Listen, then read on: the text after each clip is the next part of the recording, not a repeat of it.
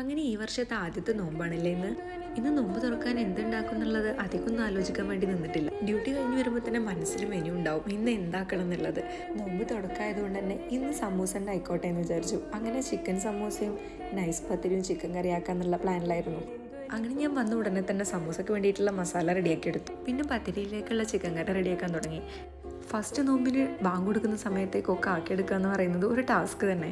പിന്നെ അതിനോട് യൂസ്ഡ് ആവും. അങ്ങനെ കറി വെക്കുന്ന പകുതി പണിയും കൂടി ആയപ്പോൾ ഇനി നൈസ് പത്തിരി ഉണ്ടാക്കുന്നതിലേക്ക് കിടക്കാമെന്ന് വിചാരിച്ചു. നോമ്പിന് ഒഴിച്ചുകൂടാൻ പറ്റാത്തൊരു കാര്യമാണ് നൈസ് പത്തിരി എന്ന് പറയുന്നത്. ബട്ട് ഇത് ആക്കിയെടുക്കുക എന്ന് പറയുന്നത് അത്ര എളുപ്പമുള്ള കാര്യമല്ല. എനിക്ക് നൈസ് പത്തിരി ഉണ്ടാക്കാൻ നിൽക്കുന്ന ദിവസമായിരിക്കും ഏറ്റവും കൂടുതൽ സമയം പോകുന്നത്. പത്തിരിക്കുള്ളത് കുഴച്ച് വെച്ച ശേഷം പെട്ടെന്ന് പോയിട്ട് ആ സമൂസ ഒന്ന് ഫില്ല് ചെയ്തെടുത്തു. അതിനുശേഷം വീണ്ടും പത്തിരി പണിയിലേക്ക് തന്നെ നിന്നു. ചെറുപ്പത്തിലൊക്കെ ഇമ്മ പത്തിരിയാക്കുന്ന സമയത്ത് പ്രസ്സിൽ അമർത്താൻ തരുമെന്ന് ചോദിച്ചിട്ട് പിന്നാലെ നടക്കലായിരുന്നു. എന്താല്ലേ. പിന്നെ ചിക്കു വെച്ചൊരു ജ്യൂസൊക്കെ അടിച്ചു.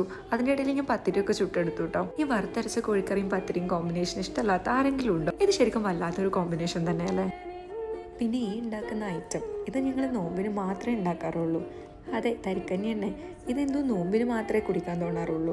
ഇഷ്ടമാണെങ്കിലും നോമ്പ് കഴിഞ്ഞാൽ പിന്നെ എന്തോ ഇത് കുടിക്കണം എന്ന് തോന്നാറില്ല. അപ്പോൾ ഇതൊക്കെയായിരുന്നു ഞങ്ങളുടെ ഫസ്റ്റ് നോമ്പ് തുറണ്ട്. പിന്നെ ബാങ്ക് കൊടുക്കുന്ന സമയത്തേക്ക് ഏകദേശമൊക്കെ സെറ്റാക്കി ഞങ്ങൾ നോമ്പ് തുറന്നു.